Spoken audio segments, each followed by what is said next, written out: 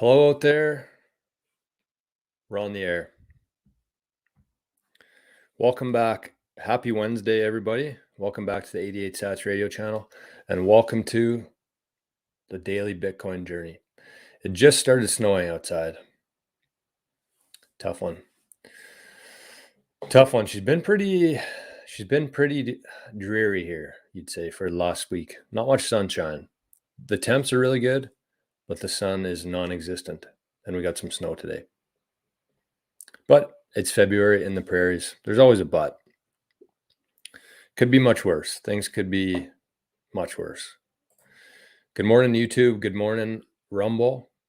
And good morning, good afternoon, or good evening to everybody else listening later on. A couple folks in the chat this morning. Morning, Jason. Good morning, LV99. The great one. Wayne Gretzky's in the house, maybe? Don't know. We got a fun one today, though. That's what I do know. Been doing this for a while now. I don't even know how long. A couple months for sure.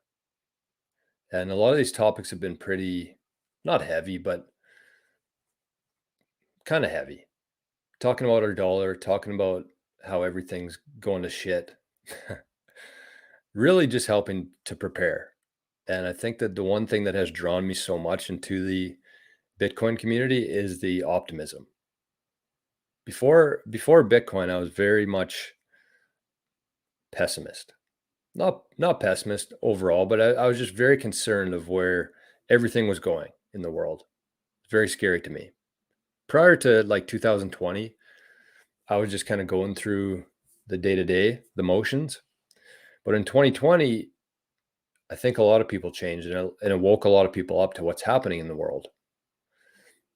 And so for a little while there, between then and finding Bitcoin, it was pretty, I wouldn't say dark, but like I said, very unsure of the future and very hard to really get excited about anything and motivated to do anything. So with Bitcoin, that's what I like about it, is the optimism. And hopefully that's spreading here. Hopefully that message is communicating across this little webcam here, because there's lots to be excited about. But today's going to be a fun one. There's nothing too heavy, nothing too serious, just some predictions, I guess. And people love predictions. And so I think I missed a few on here. I got to add one. I just thought of in the shower.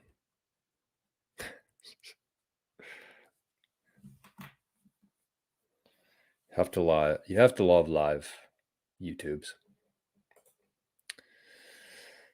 Rock roll, my man in the house. Franny from Noster. If you're on Noster, make sure you check out Franny. She's I don't know how much, I shouldn't say how much I believe it or not, or I just don't pay attention to it enough. But she'd be able to explain it to me. Just go to Noster, check out her profile, and she explains based on what's happening with the energy, with the frequency, where we're lining up. I'm not going to try to explain it. I shouldn't even have tried. But go check her out. Bitcoiners are definitely a different breed. Okay, so let's start with a couple things. Let's start with the metrics, and we'll talk about some news, and then we'll get into the fun stuff. So yesterday, our guy, Michael Saylor, purchased another casual 850 Bitcoin.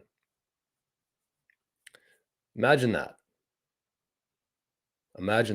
It's just hard to even comprehend, because I've been in Bitcoin for a little while now, and it's hard to, it's hard enough to get to one Bitcoin, and I won't say whether I'm still getting there or not, but one Bitcoin is very difficult for the average person. So to get 850 plus the 100 and some thousand he already has, I don't know what his exact amount is now.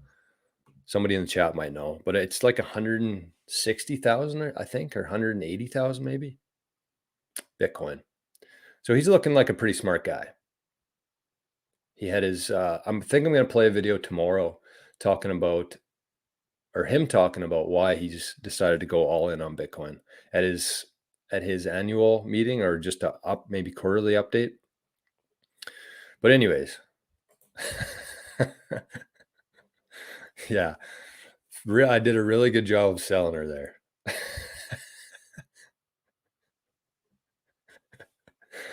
Oh my God. Oh, it's hard to do things live. I'm sure everybody can relate to that. So Sailor killing it. He's gonna look like the smartest man ever. I'm assuming that Bitcoin's gonna win and it's gonna succeed, and he's gonna look like a genius. I'm very surprised that other companies haven't started to do the same. But he's way ahead of his time. I think that in the next couple of years, we will see more and more people who are adopting the Bitcoin strategy for companies. Plus, I think that we've kind of reached that point now where it's available for the most part to companies to hold as an ETF. So I don't know that anybody will ever get away with doing the same thing that Sailor did again for that reason. The next thing here, and this is for the American folks in the chat. I tailor a lot of my stuff to Canadian Bitcoiners, but this one's for Americans. And I saw yesterday that there's a new feature on the Fold app, which is called push to card. And I noticed this because ShakePay does pretty much the exact same. And I'm not going to boost ShakePay here. So before there's any comments in the chat, I do use ShakePay though for the Visa card, for paying for gas, groceries, pretty much any store or retailer that accepts the tap feature, you can pay with ShakePay. So basically all you do, you send them an e-transfer, it funds your account in Canadian dollars, and you can just use that for all of your purchases. Exact same as like any other credit card on your phone, but this one's actually prepaid. So I think it's much better to actually manage your money that way, I find anyways. Plus, instead of getting the airline miles and the credit card points are such a scam. You pay, they give you 10 years worth of credit card points, and you can go on and get like a new toaster. A new toaster. Thanks. So with ShakePay, and I'm assuming with Fold is the same, they give sats back. So instead of airline miles, instead of BS credit card points, you get sats, Bitcoin. So that is what I would say. I don't use ShakePay for buying and selling Bitcoin anymore, or buying for sure. But selling Bitcoin or buying Bitcoin, I use Bull Bitcoin. Words are tough this morning. But I do think that this is important because we need Fold app, we need ShakePay app, because as this transition happens, you have to be able to pay for things with Bitcoin. And there's actually a wild comment on TikTok yesterday, and this is a bit of a steer here, but yesterday there was a comment on TikTok.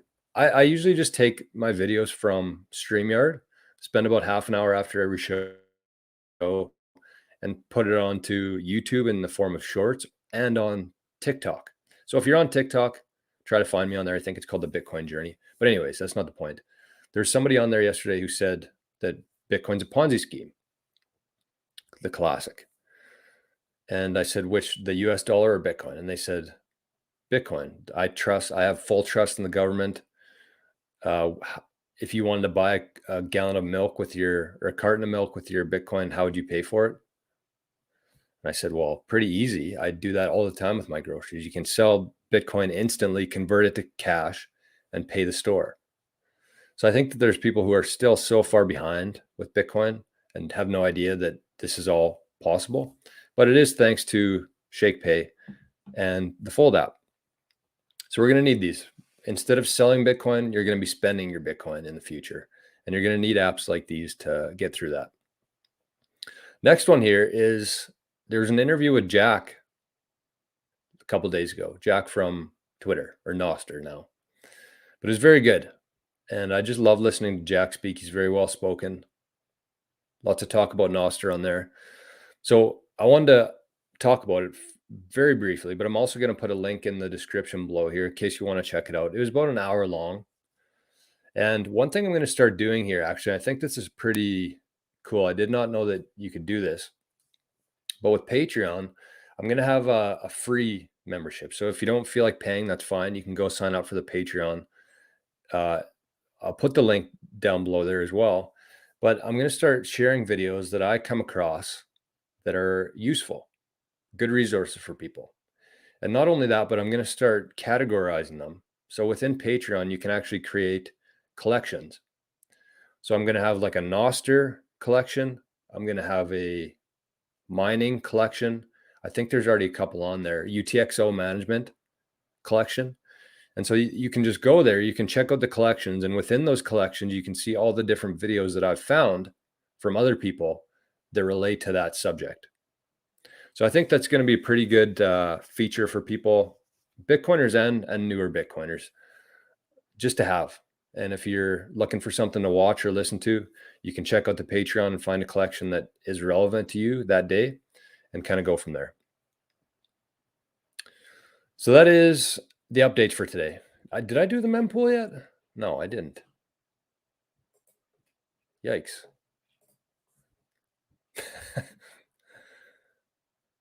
It's hump day today. We're wilding out here today. So the mempool. Sorry, 11 minutes late. We're currently at block height 829371 on the Bitcoin time chain. If you're transacting on the Bitcoin layer 1 this morning, you're paying significant amount. It was 152 when I set this up, but now it's 87. So quite a bit. The fees, there is some demand on the blockchain this morning on layer 1. So I wouldn't advise, unless you have to be moving Bitcoin today, I would not advise spending Bitcoin or moving Bitcoin on layer 1. Price today, the most irrelevant metric in Bitcoin, but the price today is $43,073. 1 year ago today, you could have purchased one Bitcoin for $23,265 US. And 4 years ago today, you could have purchased one Bitcoin for $9,827 US dollars. Moscow time today, $1 US will get you 2,318 sats. Heck of a deal.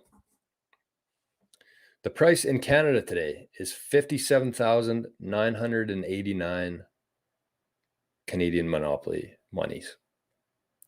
Moose Jaw time, which is the equivalent of Moscow time here in Canada, one loonie will get you 1,722 sats, which happens to be the exact same amount as it was yesterday.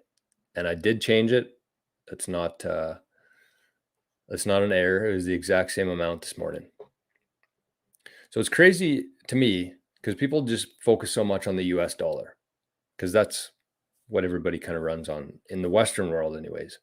But if you look at Canada, how much the price change in comparison to Bitcoin is much different. So that's that. And an example of that would be yesterday, the Moscow time was 2,330. And today it was 2,318, whereas the Moose Jaw time was the exact same. So something to think about. BTC Map and the Oshi show what businesses accept Bitcoin. Yes. And on that note, I just registered for the Orange Pill app on Friday. So I think it was about $100, 150,000 sats maybe for a year membership. But it's pretty cool. You can see all the different Bitcoiners in your area. There's obviously not many here, but there is. And I was surprised to see that there's, a dozen people within this area and province that are on the app. So we signed up as a marketplace on there, or a business, a merchant. And so pretty cool. BTC Map, Oshi, and Orange Pill app. If you're interested in connecting with other Bitcoiners, that's what I would recommend.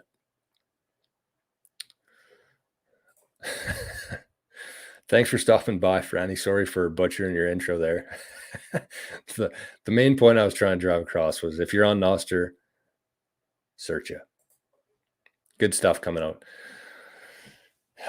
So let's move past the metrics. That's what we got going on in the Bitcoin ecosystem today. But today's focus on, and the title of the show is things that won't exist in 10 years. And like I said, this is kind of just something to do for fun. I think that we get so wrapped up in our day to day that we kind of forget how far we've come and where we're going to.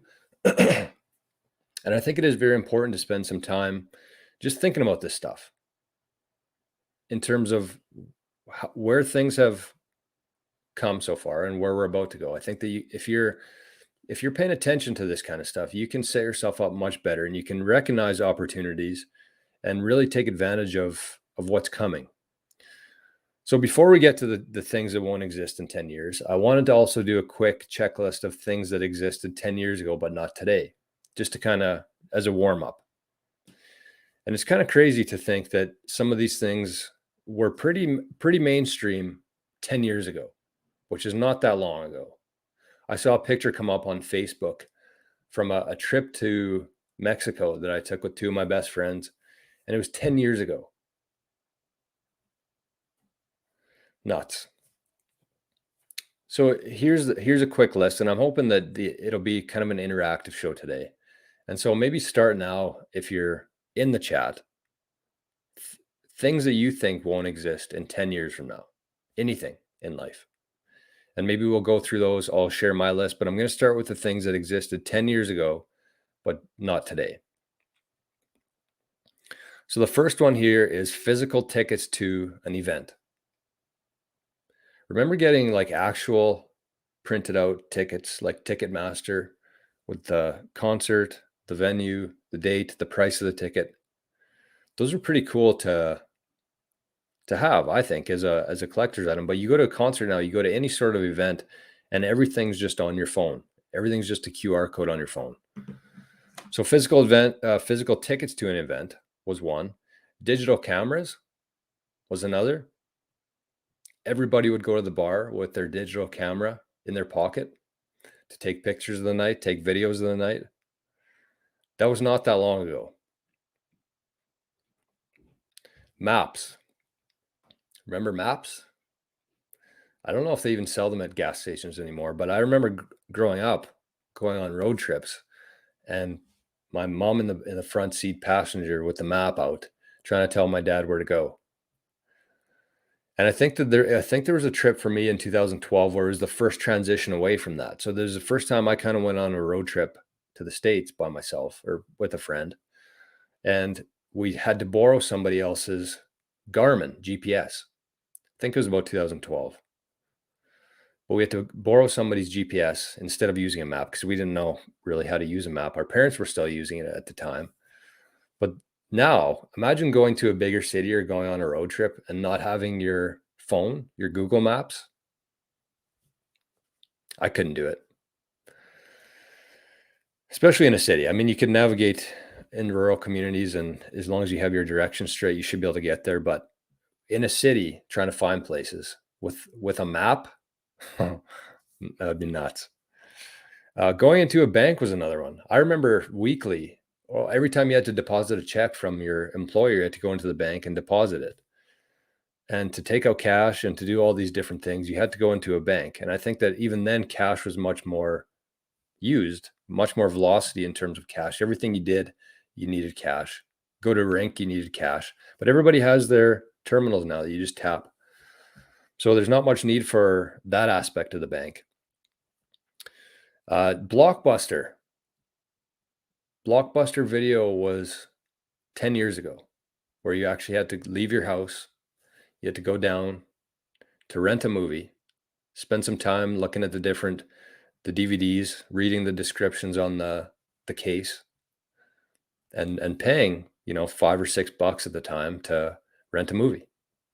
When I worked at a gas station, that was a big thing. Was the movie rentals. We were a gas station, or I worked at a gas station, but the big thing there was the movie rentals. So of course, Blockbuster was kind of the king with that, and they've been gone now for 10 years. That was only 10 years ago that Blockbuster was still around. Another one, calculators.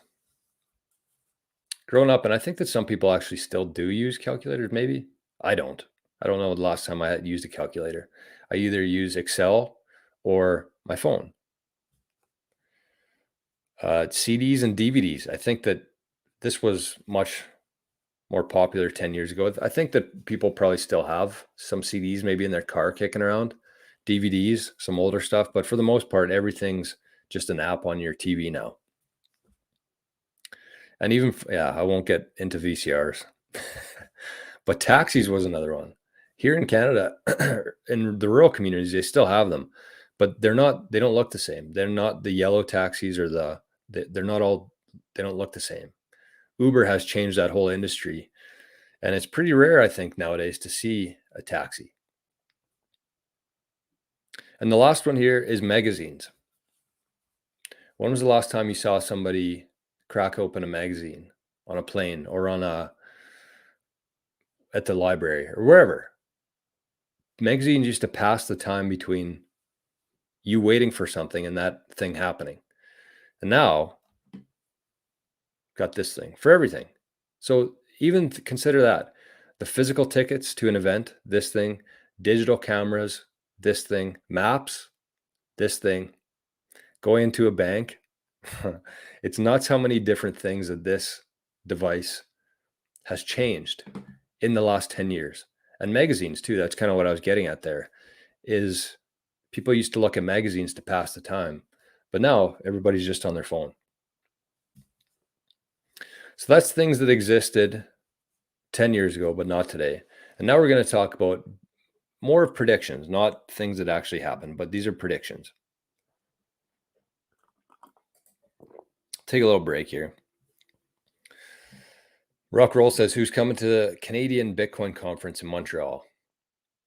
I did see a video from Adam Back yesterday, and this relates to Montreal. But he was talking about energy and stranded energy and wasted energy. So there's in Manitoba here, there's a ton of hydro energy. That's kind of our thing here. And Quebec is the same. And so he was talking about how all these different hydro stations were built, and a lot of them create more power than the communities can use. So they either have to try to sell that energy or it's wasted. And electricity only travels so far, so they have a very limited market of who they can sell that energy to. So Adam Back was talking about Quebec, and Quebec is also a very hydro focused, or that's their main source of energy in Quebec is the hydro. And so he was talking about how all these different places with stranded energy are going to start being able to capture that through Bitcoin mining. And instead of wasting that energy, they can directly convert it into Bitcoin, which is money. And we've never had an asset that's able to do that before in human history, where you can convert natural resources that the earth produces without anybody having to do anything, like hydro, like solar, like volcanic energy. You can use that energy and convert it directly into money. You don't have to find a buyer for it. You can convert that directly into money. And Bitcoin is a worldwide marketplace that has worldwide demand. So it's very easy to find a buyer for that. Pretty incredible. So I just wanted to shout that out to Montreal and Quebec.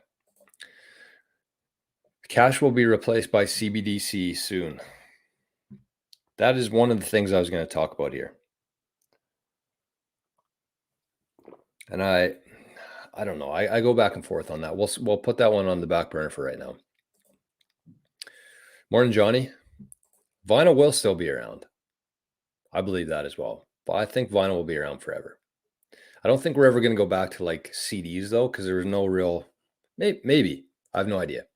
But let's get into things that won't exist in 10 years from now. My predictions. So the first one here might be a bit of a shock to people, and I might be wrong about this too. But I think one of the things that won't exist in 10 years from now is going to be flight attendants. The humankind, anyways. And the reason I say that, and I would not be too mad if this actually happened, but the two reasons I think that is because, well, a couple, I'll just go through them. But flight attendants, if you've been on a flight lately, and I was just in Mexico last week, for the first time I've been on a plane for a while. But on the way to Mexico, we were on one of the Dreamliners, it's called, for WestJet. So I think for X amount of travel time or hours and people, you need a bigger plane. So this one had like the 3 rows with 3 seats in each row, and everybody on the plane had a pretty big TV screen right in front of them. And you could connect to WestJet. You could play games. I was playing a golf game on the way to Mexico on the screen. But why I think that flight attendants will fade away here is because there was no flight attendants that did the whole mask up thing. If the plane's about to crash, put on your mask. They didn't do that. This was all on the screens. So there was like an AI or a digital version of this that everybody had right in front of their face. So there was no need for humans to go through the whole thing. They had it recorded, and everybody, because they had a screen right in front of them, could see that. So with that in mind, I mean, that wasn't the full reason to have flight attendants, obviously. I think that, there will be maybe one on board, more for medical than anything else.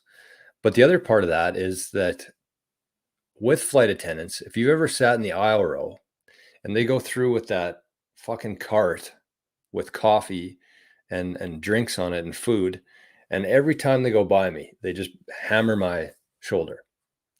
So I would not be mad if that part went away. But in terms of what's going to happen with that, because people are still going to want drinks, they're still going to want everything else, but I think that it'll be replaced by a little robot. So there'll be a robot that goes row to row, and you just kind of click whatever you want. Maybe it's a Diet Coke, maybe it's a beer, and you just press a button there and it comes out kind of like a vending machine. Maybe you enter in your seat number, you press your selection, and a drink comes out. And I do think of the amount of money that airlines would save off of that. Not only the wages there, but having to insure that many people in the air flying so many times every day. So if you replace that with a robot and you have drinks coming out, you could basically give everybody on board unlimited amount of drinks to cover the costs of the wages and the insurance on the flight attendants. And I think that they already have the ability, like this isn't something that's coming. Like they have the ability to do that today in terms of robots to do that. So that's the first one, flight attendants. The next one, and I kind of want to come back to that at the end of this, the flight attendants. So hopefully I remember, because I want to kind of take it one step further there. But the next one here, I think that will be gone in 10 years from now, is username and passwords. So think about how many different accounts you have right now across the internet, how many different usernames you have, how many different passwords you have, and how you have to keep track of all those. It's a nightmare. For a while, when the internet first came out, you had like 3 or 4. You had your email, you had your MySpace account, you had your Hotmail, you had like 10. But now I probably have 1,000 different usernames and passwords for all these different applications, different websites. And why I think that that'll fade away is because we now have the public key and the private key pairs, which is happening right now on Nostr. And I'm sure you've heard me talk about Nostr before, and I'm sure some people who watch the show are on Nostr right now. But Nostr is not just a Twitter app. It's not just a timeline. It's a whole protocol. And there's different applications being built on top of Nostr right now. So where I'm getting at here is that I think that everybody will have their own private key and public key. And so the public key is how people will find you. The private key is which will unlock your access to different apps, and you have to encrypt I can't even say the word. Cryptographically sign every message. Every time you do something on Nostr, you cryptographically sign that with your private key. So not only for like verification purposes to make sure that that is the real person doing it, but you'll be able to log into every different application on Nostr with just one private key. And the beauty of that is if you were on an application built on Nostr like YouTube and you filmed a video, a live stream, and that specific app didn't like what you said or did, You could just take your exact same public and private key, sign into a similar app who offers the same service as a video platform, and sign into that. And you would have all of your feed, you'd have all of your followers, the people that you're following would be the exact same thing. You wouldn't have to set up a new account, and you wouldn't have to notify your audience or your friends that you have a new account. You just take that key, you sign into another one. And I think that that'll be the new way to access everything online, is just with your private key and without all the usernames and unique usernames. Because even on Nostr, you could have 10 different Bitcoin journeys on there. But the thing that people will really look for is the public key there, and that's how people will find you. So you could have whatever name you want displayed on there, but people will find you with your public key, and you'll gain access to all these different apps, and it'll be all integrated using your private key. And not just because it's something that's cool and has been introduced to the world, it's just because it's so much easier and so much better. And with a few of these, the theme here is that humans always flock towards the most convenient thing, the most efficient thing. That's how we progress as humans, is we always look for the most efficient thing. And that's where everybody goes to. And so what's easier, having 10,000 passwords to keep track of, or just having one private key to give you access to everything while still verifying that it's you? So that's second one, username and password. The next one here, markets closing at 5 p.m. on Friday. We're going to look back in 10 years or more and think about how archaic that was. The fact that the markets are only open from 9 a.m. to 5 p.m. every day, and they close down on weekends. It's nuts. You have all these people, all these institutions, all these buyers and sellers within this market, and you close it down for, 20% of the time, 30% of the time. And nobody really knew how archaic that was until Bitcoin came along. Bitcoin does not close on at 5 p.m., does not close on Friday. And I think that what's going to happen over these next 10 years is all of these shares will be tokenized. So your Apple share, your Microsoft share, if you're crazy enough to still be holding those after yesterday's show, but those will all be tokenized. So you'll have this wallet on your phone that you can swap in and out of Bitcoin for cash. You can swap in and out of your Apple share for cash. Everything will be tokenized and fractionalized digitally. So there will be no need for the markets to close ever.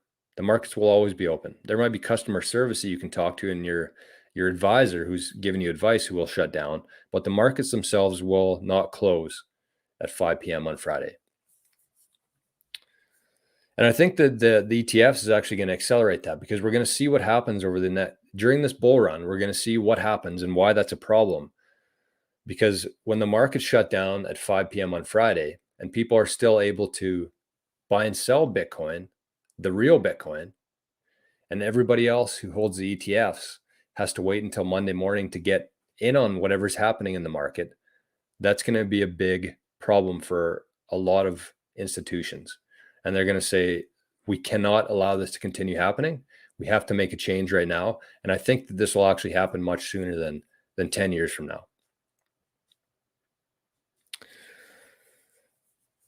The next one here is, and I put this on Nostr yesterday, and this was one of the responses that I got, was altcoins.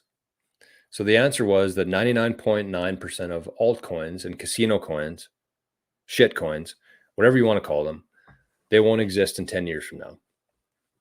And as much as I agree with that, I think that might be a stretch. I think that 99.9% of the altcoins that exist today will not exist in 10 years from now. I think that a lot of these apps, the crazy thing about all these different shit coins, sorry, I'm missing some comments here, but I'm trying to stay kind of on track for once. Speaking of that, where was I? These the crazy thing about some of these altcoins is that they actually do have really good ideas. And the reason why I got into one of the altcoins called Theta was because I did see a problem with the broadband in the world and how, you shouldn't have to fight so hard to have enough bandwidth in your house when your whole neighborhood, if there's any unused bandwidth, you could just buy that off of them or transfer it around. Similar to energy, you should be able to do that with bandwidth. And that's kind of the idea behind Theta. And I thought that that was a real problem, especially as we move forward into this high-tech world. I did see that that was going to solve a problem. But the difference is I don't think that we actually need a coin for that. I think that if you have the technology there and you can just use sats instead of T-Fuel or Theta, I think that that's where things are actually going to progress to. We're going to take these ideas that are coming from the altcoin industry right now, like the mesh networks, like the broadband sharing, like what's another one? The privacy. Like I think Monero took a big shit yesterday, a couple days ago. But having these exact same tokens, but just using Bitcoin instead. A lot of these ideas formed years ago before the Lightning Network existed and is where it is today. So I think that we are going to take, like I said, a lot of these ideas, we're going to implement them. They're going to change how we do things. Even like the NFTs. I'm not sure, but that's the one thing I'm not sure about Bitcoin is the NFT aspect of it and using the very scarce space on the Bitcoin blockchain, taking that up with NFTs. That's one where I just don't know how that looks to me. But for the most part, all these ideas we can just implement with Bitcoin.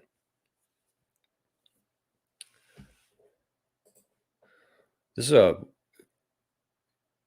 comment from the chat from our guy Rick. This might be on your list, but the fact that I can't see my actual bank balance over the weekend really grinds my gears. Is that a thing in America? You can't see your actual bank balance on the weekends? I don't know. Maybe Canada's further ahead than I thought. I don't know. I guess I don't check my bank balance too much often anymore. Things just come out of it and go into it. But is that a thing? And speaking of Rick, he's got a great comment here. Super late, but that's okay. We're still here. Can watch it later if you need, but it's never too late to smash the like. Great point. Okay, the next one here is, and kind of tying into that, this is going to be cash, e-transfer. I think the whole banking industry is going to change, and it's hard to really pinpoint one thing here. And as much as I hope cash never goes away, I think that it will. And I think that while I say that, depending on how things shake out in the next 10 years and how the CBD sees, I think that they're going to fail. I think they're going to fail miserably. And I do think there's going to be different things that come up that act very similar to cash, because think of what cash is.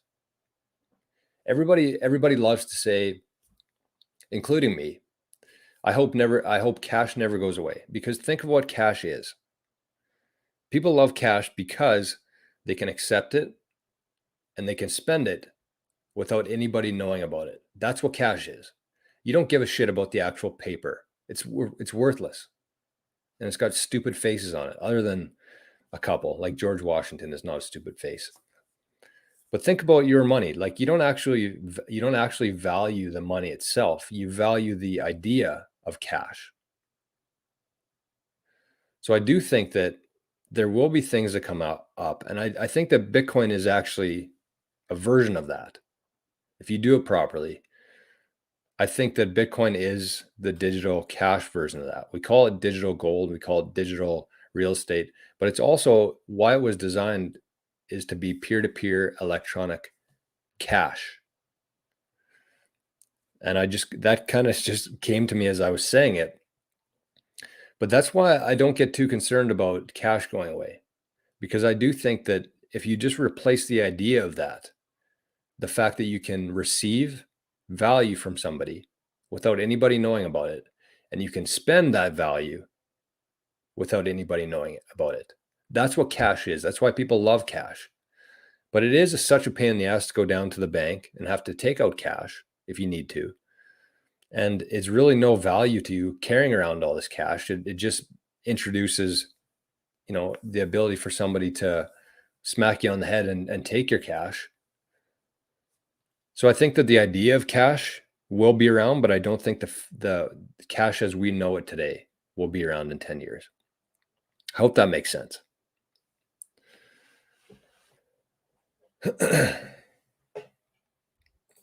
So an update from the chat here. Rick says he can see it from Friday, but it doesn't update until Monday. That's nuts. That is nuts.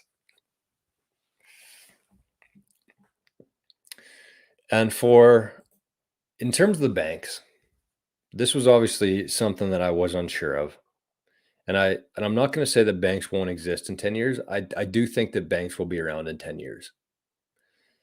And why I say that is because people will always want somebody to do things for them. People always want convenience. Not everybody on earth is going to take the time to learn Bitcoin, to learn how to store their own Bitcoin, and to use it the way it was designed to be used. People will have Bitcoin, but I think that they're actually going to trust institutions like the banks to hold their Bitcoin on their behalf. So if you think about how this could play out, the bank holds one of the keys to your multi-signature. And so if something were to happen to another one of your keys, you can go to the bank and you can get that key. They can't actually do anything with your Bitcoin. They can just hold the key for you. And I think that there might not be Royal Bank.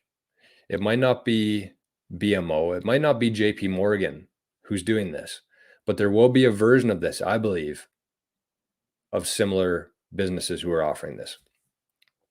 And so what banks do today, the services that they provide, I don't think will be keeping them in business. I don't think that that's what their business model will be in the future.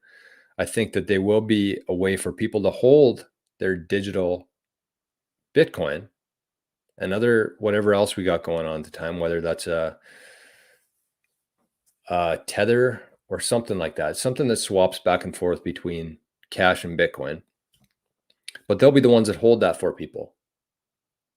I think there's going to be a very small percentage of people who actually take the initiative and take the responsibility of holding their own keys in Bitcoin. And so I think the banks will be around in 10 years for that reason, to hold on behalf of other people. Now, in 20, 30 years, when there's more, I have no idea. If you try to look that far ahead, you're crazy, I think. But while there's still humans on Earth that have lived through our existing financial system today and have that much trust in these institutions, they will be the ones. Until they're gone, there will always be a need for banking-like institutions. So will the services look the same? I don't think so, but I think that they will be around simply for that reason, because people hate responsibility and they love convenience. They love somebody else holding their stuff for them. It'll be insured. If something were to happen to that, the banks will be there to bail them out. They'll pay for that in some sort of a fee, management fee or holding fee, but I think that will be available. And just the last part on the banks there is that I think that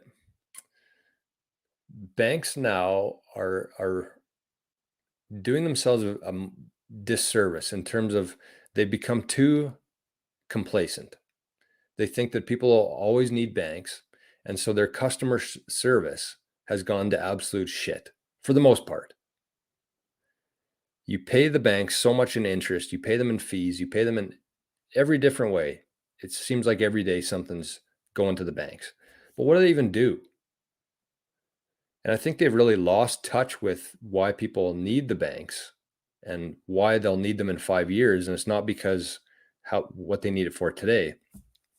But the banks that do survive are going to be the ones who offer very good customer service and have different features, convenience that allow people to make this transition into this new system built on honesty and Bitcoin, on a Bitcoin standard, They facilitate that and they help people through that. And the banks that will be around in 10 years from now are the ones who have the best customer service. And that was another thing, was customer service. I don't think that there'll be many humans around unless you pay some sort of subscription fee to be able to talk to a real human. I think that we're already seeing that. Most customer service online now is AI, and it's a nightmare. But it will get better. I still, if I have to talk to an AI or something, I just hang up. But it'll be interesting to see kind of what progresses in terms of how the AI looks in 10 years from now. So that's what I had. A couple more, but I think we're at 45 minutes here. We'll check in with the chat and then we'll wind things up for the day. Will central banks be around? Will the Fed still be around?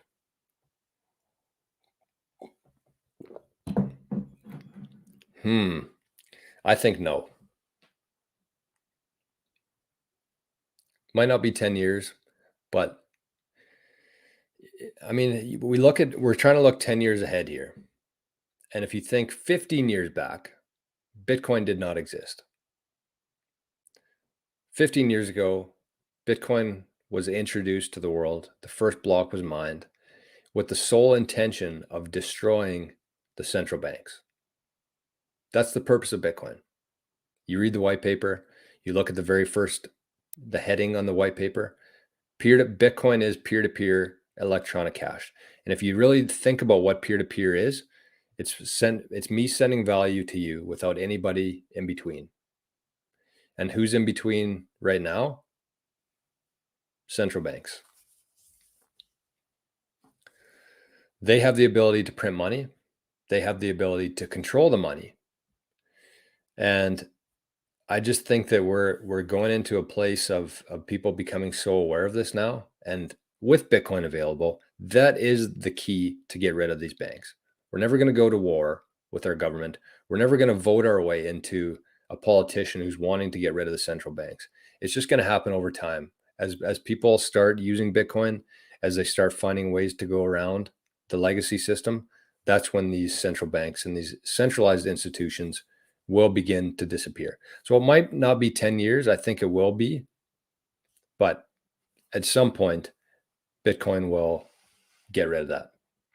And it's only been around for 15 years. So think about where it is today and then times the amount of growth and the amount of adoption that has happened, times that by 2 or more, the way that exponential growth works. I think that Bitcoin will be in a crazy spot in 10 years from now. And income tax. I don't want to get in trouble on here, so I can't say too much on this. One thing I will say is that there are a bunch of people online right now on TikTok, on YouTube, and maybe it's just my algorithm that I have, but there's lots of people talking about this. And there was not a lot of people talking about this 4 years ago in terms of why we're paying income taxes when that money just gets sent to other countries or pays for illegal immigrants to come into our country. That's what our income taxes are doing. And for me, it's like you watch, every time I open Twitter, I look at the House of Commons in Canada, which is our clown show of a government they spend all day arguing. Nothing gets accomplished. All they do is argue. And who's funding that? Income tax. Your income tax, you go to work 2 days a week to pay for them to do that, to pay for our money to be sent to fund a war, to bring people into the country to destroy our way of life. It's nuts. It's nuts. And I don't know if it happens or not. I think that it could happen where people just say, that's it, I'm done.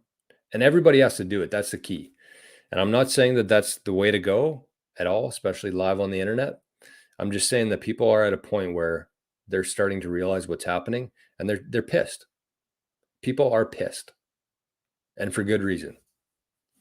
And I think that everything that's happened over these last 4 years has led to this, and it was all for a reason. People have to feel this. You can't tell somebody what's really going on behind the scenes.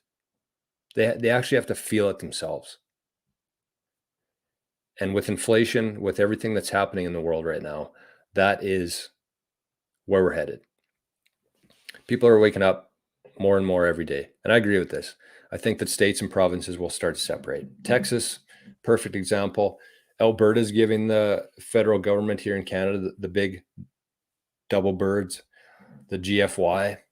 And it's good to see, because the last thing we need is a very fat, bloated federal government who's so out of touch with everybody, who lives in a completely different environment than we do. They're trying to tell us how to live our lives. I just don't see that going forward. There's enough people who are aware of it now. There's enough people who are pissed off enough about it. And everything takes time. Nothing happens overnight. Nothing happens with a flip of a switch. But as more and more people start to see what's happening here and start to talk about it, things change. And I'm a very big believer in that. That is what gets me out of bed every morning. And I said that this was going to be a fun episode. It kind of got a little bit serious at the end, but that's okay. You have to have these conversations. I think that the reason we got into this place is because people were scared to have these kind of conversations with income tax, with the Federal Reserve. So kind of the last thing I'll mention on the income tax thing there is that I think next week I'm going to do 2 different shows, and it's going to be on earning Bitcoin. Not like apps you can use to earn Bitcoin, but like a different mindset in terms of earning income in Bitcoin and spending Bitcoin. And one of the big worries that people have with income tax or with Bitcoin is that they're going to have to pay income tax every time they sell their Bitcoin. And so I'm going to talk about how I don't think that's the case, and it's not going to be the case in the future. So, little teaser for you. But we are 51 minutes in. It's hump day. Make sure you get yourself a hump in today if you can. And that's about it. If you haven't had a chance yet, make sure you check out the new website here, bitcoinjourney.ca. The Patreon, as I mentioned before, there's going to be a bunch of new stuff happening on there, and I'm going to pay very close attention to that. I think that whoever goes out of their way to sign up for the Patreon, whether you pay for it or not, I'm going to start putting a lot of focus there to kind of get away from just my opinion on things. I want to start sharing resources that I come across, and so you can kind of map it out for yourself. So check that out. The website, the Patreon, you can kind of find everything that you need on the website itself. So consider checking that out today if you haven't, and let me know what you think about it. I'm very happy and impressed with Ito, who built the website, and not so much the look of it. I love the look of it, but just the navigation of it. I think that that's a big thing for people. So if you don't mind, check out the website quick, leave a comment, what you think about it, anything you would like to see or like to see changed. I don't know. I doubt anybody will do it, but it's worth the question. It's worth the ask. And tomorrow is Thursday. I've only seen 1 or 2 questions come in so far. So if you have any questions, any comments, anything you want discussed tomorrow, it is the live Q&A every Thursday, the best day of the week. And it seems like people have been really enjoying those episodes. They seem to get more views than anything else. So if you have any questions, either show up tomorrow in the live chat, or you can send an email to 88sats@proton.me. And like I said, you can find all of this, including my email address, on bitcoinjourney.ca. So with that, I hope you have the best Wednesday of your life today. And we'll meet you right back here first thing tomorrow morning for the live Q&A, the live Bitcoin Q&A. And thank you, Rick. I appreciate that. It is very clean. That's kind of what I wanted. Very simple, very easy to navigate. So have a great hump day. Get a hump in, and we'll see you first thing tomorrow morning.